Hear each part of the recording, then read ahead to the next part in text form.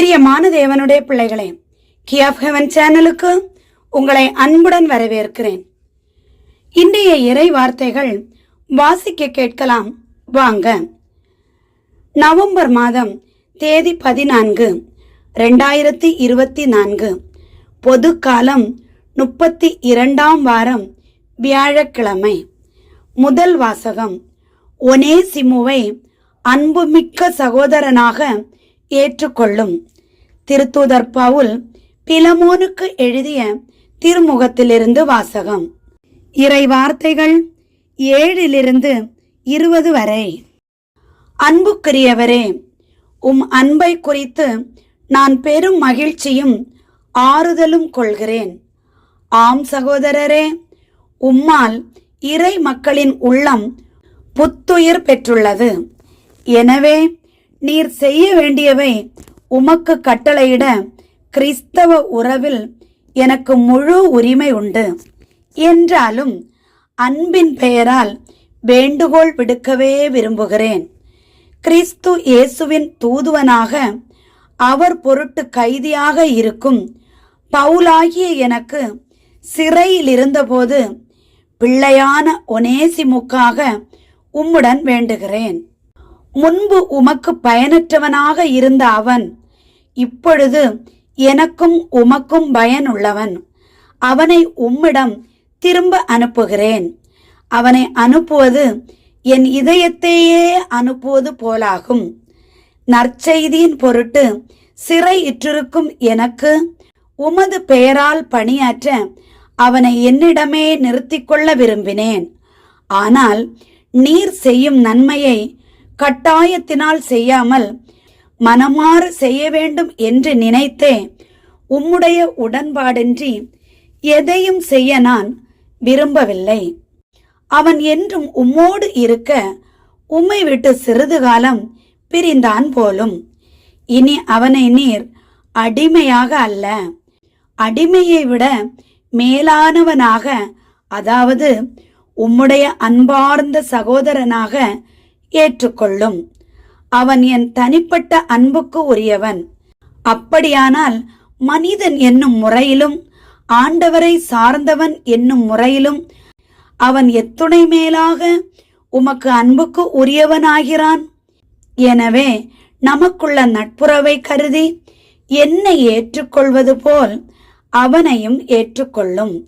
அவன் உமக்கு ஏதாவது தீங்கு இழைத்திருந்தால் அல்லது கடன் பட்டிருந்தால் அது என் கணக்கில் இருக்கட்டும், நானே அதற்கு ஈடு செய்வேன் என பவுலாகிய நான் என் கைப்பட எழுதுகிறேன்.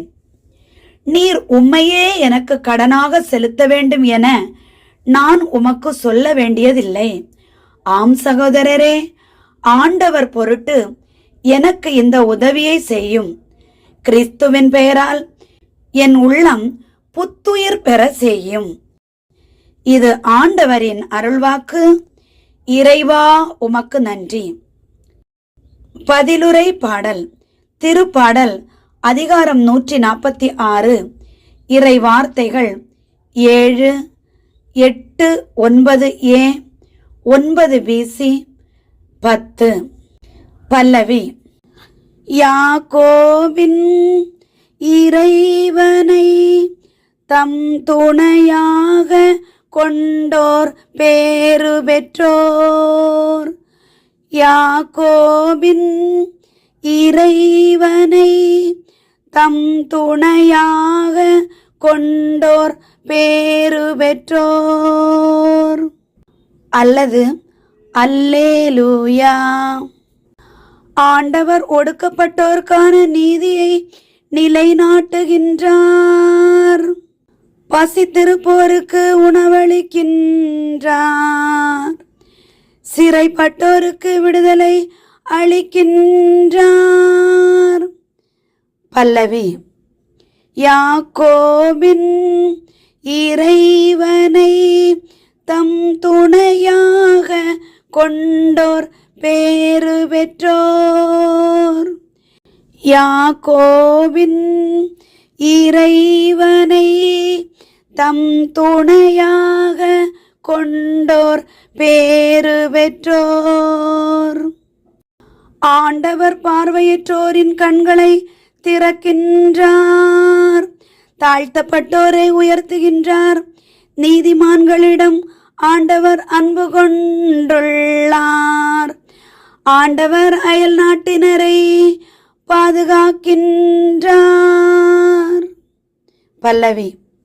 யாக்கோபின் இறைவனை தம் துணையாக கொண்டோர் பேறு பெற்றோர்.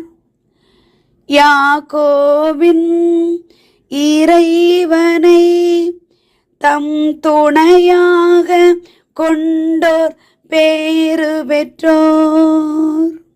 அனாதை பிள்ளைகளையும் கைம்பெண்களையும் ஆதரிக்கின்றார். ஆனால் பொல்லாரின் வழிமுறைகளை கவிழ்த்து விடுகின்றார். சீயோனே, உன் கடவுள் என்றென்றும் எல்லா தலைமுறைகளுக்கும் ஆட்சி செய்வார். பல்லவி. யாக்கோபின் இறைவனை தம் துணையாக கொண்டோர் பேறு பெற்றோர்.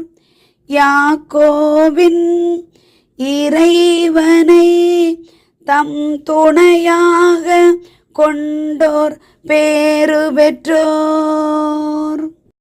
நற்செய்திக்கு முன் வாழ்த்தொலி.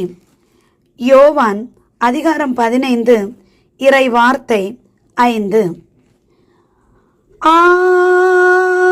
அல்லேலூயா, அல்லேலூயா, அல்லேலூயா, அல்லேலூயா, அல்லேலூயா, அல்லேலூயா, அல்லேலூயா, அல்லேலூயா. நானே திராட்சை கொடி, நீங்கள் அதன் கிளைகள். ஒருவர் என்னுடனும் நான் அவருடனும் இணைந்திருந்தால் அவர் மிகுந்த கனி தருவார் என்கிறார் ஆண்டவர். அல்லேலூயா, அல்லேலூயா, அல்லேலூயா, அல்லேலூயா, அல்லேலூயா. நற்செய்தி வாசகம். இறையாட்சி உங்கள் நடுவேயே செயல்படுகிறது. லூக்கா எழுதிய தூய நற்செய்தியிலிருந்து வாசகம். அதிகாரம் 17 இறை வார்த்தைகள் 20 25 வரை. அக்காலத்தில் இறையாட்சி எப்போது வரும் என்று பரிசேயர் இயேசுவிடம் கேட்டனர். அவர் மறுமொழியாக, இறையாட்சி கண்களுக்கு புலப்படும் முறையில் வராது. இதோ இங்கே அல்லது அதோ அங்கே என சொல்ல முடியாது. ஏனெனில் இறையாட்சி உங்கள் நடுவேயே செயல்படுகிறது என்றார். பின்பு அவர் சீடர்களை நோக்கி கூறியது, ஒரு காலம் வரும், அப்போது மானிட மகனுடைய நாட்களில் ஒன்றையாவது காண நீங்கள் ஆவலாயிருப்பீர்கள். ஆனால் நீங்கள் காண மாட்டீர்கள். அவர்கள் உங்களிடம் இதோ இங்கே அல்லது அதோ அங்கே என்பார்கள். ஆனால் நீங்கள் போக வேண்டாம், அவர்களை பின்தொடரவும் வேண்டாம். வானத்தில் மின்னல் ஒரு பக்கத்திலிருந்து மறுபக்கம் வரைக்கும் பளீரென மின்னி ஒளிர்வது போல மானிட மகனும் தாம் வரும் நாளில் தோன்றுவார். ஆனால் முதலில் அவர் பல துன்பங்கள் பட்டு இந்த தலைமுறையினரால் உதறி தள்ளப்பட வேண்டும். இது கிறிஸ்து வழங்கும் நற்செய்தி. கிறிஸ்துவே உமக்கு புகழ். பிரியமான தேவனுடைய பிள்ளைகளே, இன்றைய இறை வார்த்தைகளை வாசிக்க கேட்டீர்கள்.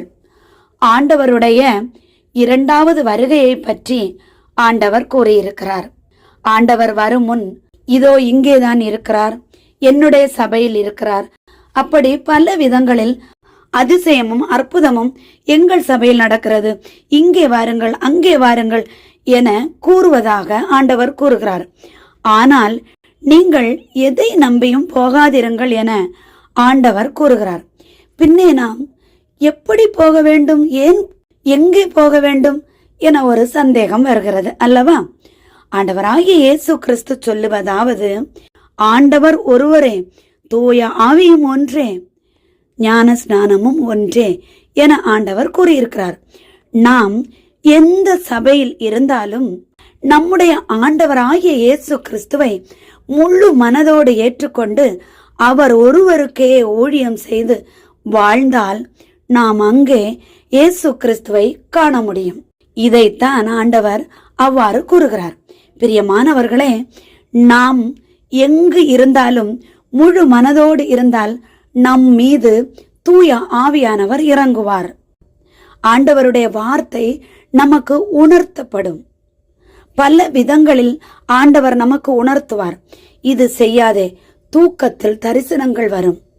ஆதலால் பிரியமானவர்களே, நாம் எங்கே இருந்தாலும், எந்த சபைக்கு சென்று கொண்டிருந்தாலும் அங்கிருந்தே ஆண்டவரை போற்றுவோம், புகழுவோம், அல்லேலுயா என ஆர்ப்பரித்து பாடுவோம்.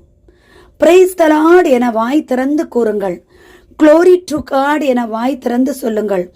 ஆமேன், அல்லேலுயா, அல்லேலுயா, கர்த்தருக்கு ஸ்தோத்திரம், ஆண்டவருக்கு நன்றி, ஆண்டவருக்கு ஸ்தோத்திரம் என வாய் திறந்து கூறுங்கள். பிரியமானவர்களே, அதில் உள்ள ஆசீர்வாதம் வேறு எதிலும் கிடைக்க வாய்ப்பில்லை.